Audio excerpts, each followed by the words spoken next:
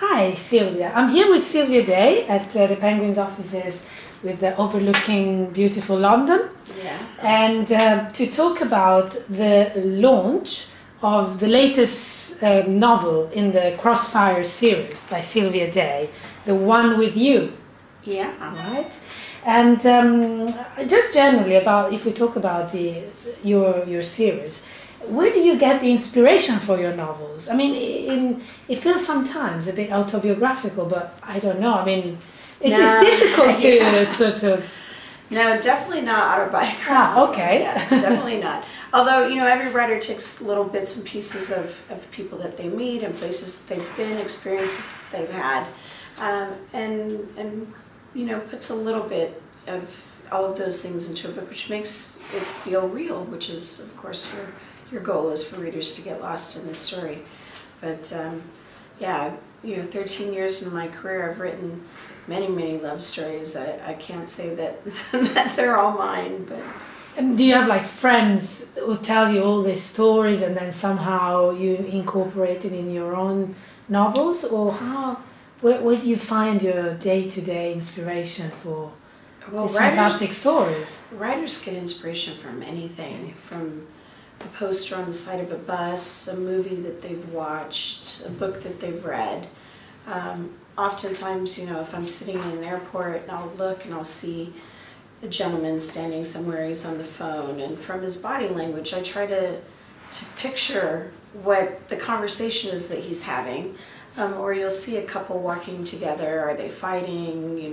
Did they just meet?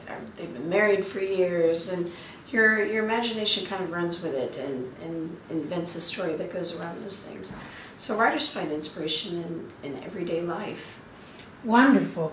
Is there anything, I mean, you said that there's no autobiography, but anything autobiographical in Eva? Is Eva? Or any other characters, or any other, something that you could say, this is a bit of me? Her jealousy. Yeah, you see, you found something. Yes, her jealousy. So many times I've read books where the heroine is in a situation where I think I would be so jealous if I were there. And it's often not written that way because it's considered a flaw. So they don't explore that the way I would like to see it explored. And with Eva, I was able to write a character who's extremely jealous, and explore that. Have that be there. Of course, Gideon doesn't mind, which is lucky. I mean, it's harder when they do mind, but yeah, I mean that's a flaw that definitely I have. Her and I share that one. Yeah, no, I like her. I like her, feisty, fiery. She's very feisty. Yeah, she is. I like that aspect. Very independent, very ambitious. All of my heroines really are. I like to write about women. Like I like to write about women who I admire, that I would want to be friends with. And traits that I admire in women are ambition and independence, intelligence, fiery personalities, alpha females. Those are the type of friends that I surround myself with, and of course I'm spending so much time with my heroines that they are friends of mine, and those are traits that I like to see in them. Fantastic. And if you could choose, will you be involved in the making of the movies based on the Crossfire at some level? Yes, I'm an executive producer for the Crossfire television series. So I have input pretty much in every stage of the development, which is nice. It was actually something that the studio wanted me to be involved with on a very intimate level. They want me there as they're filming. They want my input on scripts. For them, it's extremely important that I'm happy with what they're producing and can recommend it to my readers as, this is an experience that you will enjoy. Absolutely. Well, I'm jealous. Actually, it's nice to see the filming, the making, the real people. And we get to that point. Yeah, I mean, it's been in development for 3 years now, so it's how many films? Do you know that already? Or? No, I mean they want it won't be on motion pictures. It's not a movie. More serious. It's a television series. Yes. So it's so long, isn't it? Like yes, too many books for one. Their thought was that to take one of the novels and try to condense it into an hour and a half, hour and 45 minutes, they would lose too much of the story. And so they wanted to develop it over the course of 12, 13 hours instead. You know, one season of the show for each novel. So, and I think that's the right way to go as well. Yeah, I think so. And you know, you can watch like half an hour here, half an hour, and then you really enjoy it more than just it's finished already. Like 2 hours movie is too short. And if you could choose the cast for Gideon and Eva, who would be your preferred actors for those roles? I mean, if you have anyone in mind. Right. To be honest, I feel like it would be best if the actors who played the roles were unknown, so that viewers don't go into it with an expectation of what these people are and how they will assume the role. But people want to know what I visualize, you know, what do I see in my head. That's right. So, you know, for me it would be Henry Cavill. Oh, for me too. For Love Superman. Yes, absolutely. And Scarlett Johansson for Eva. Wow, you said the best on the market. Right. But wouldn't they be too young for those roles? Well, they're too old. Oh, okay. They're too old for maybe the in my roles. head I picture them. Yeah, no. Gideon is 28. Okay, yeah. And Eva is 24. So, and I think it would be important for the actors to match their ages. I mean, there's a lot of times that we see actors that look very young. They play young characters. They play high schoolers and they're in their 30s. You know, I mean, this is pretty common. But I feel that there's a certain innocence to both of the characters that would be best portrayed by actors who are of the same age. So it would be really nice to find people who could match. I would love this too. You mentioned. My God, I would watch it Yeah. over and over again. Yeah, I think it'd be a lot of fun. And New York is also like the third main character in an ever-present backdrop. I mean, you can't picture Gideon and Eva without New York, right? Exactly. And throughout the Crossfire seasons.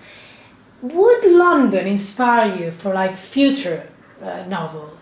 Like in a similar way, like for example, you know, Sophie Kinsella, which we have interviewed her, and she's from London. She has done like London-based stories, and then she moved to America. So she's done New York and then Las Vegas, and so would it be something you would do all the way around? You know, it would be a wonderful excuse for me to come and stay in the UK for a long stretch of time to make sure that I got it accurate. But for research, I would love to. Absolutely, exactly. Yeah, it would be something maybe like a London-based Gideon and Eva. Of course, you know, and of course, you know, American women find British accents to be very sexy. Oh. So if we write a hero with a British accent, they usually fall very in love with him. So it would be a lot of fun. Interesting. Apart from Henry Cavill, who does Superman, most Brits in US movies are villains. And I find it interesting that so many of them have to learn how to speak without their native accent, which we find so attractive, you know. Superman doesn't talk like a Brit. I wish he did. I know. But, you know, because otherwise he would be perceived like a villain. Interesting, isn't it?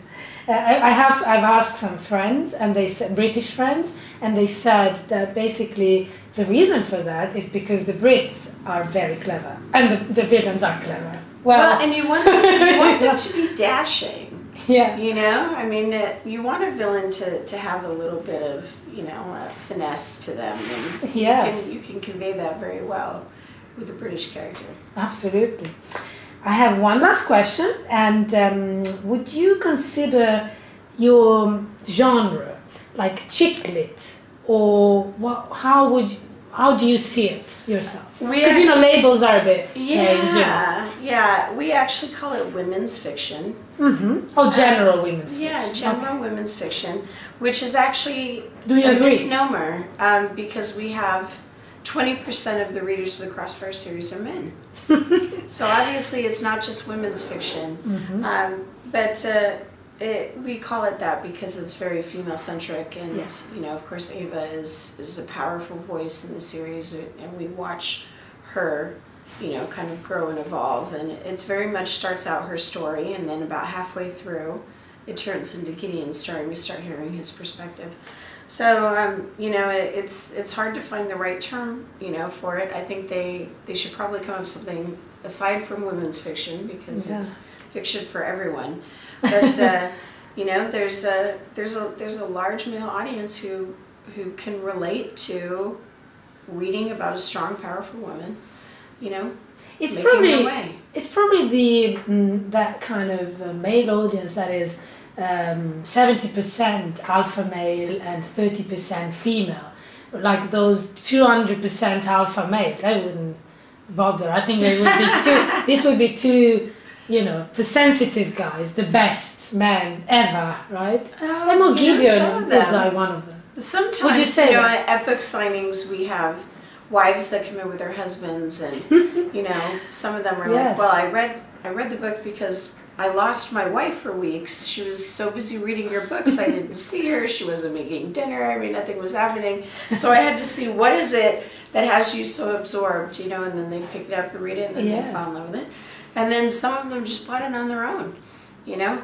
People were talking about it at work, and they wanted to see what all the fuss was about. So, you know, and then they got hooked, and they continued to read them. Well, it's a big fuss. Yeah. So they should definitely read the one with you and and get on and read the rest of it. That's right. Start at the beginning. Start with Bear 2 and then work your way through. Yeah, start with the first one.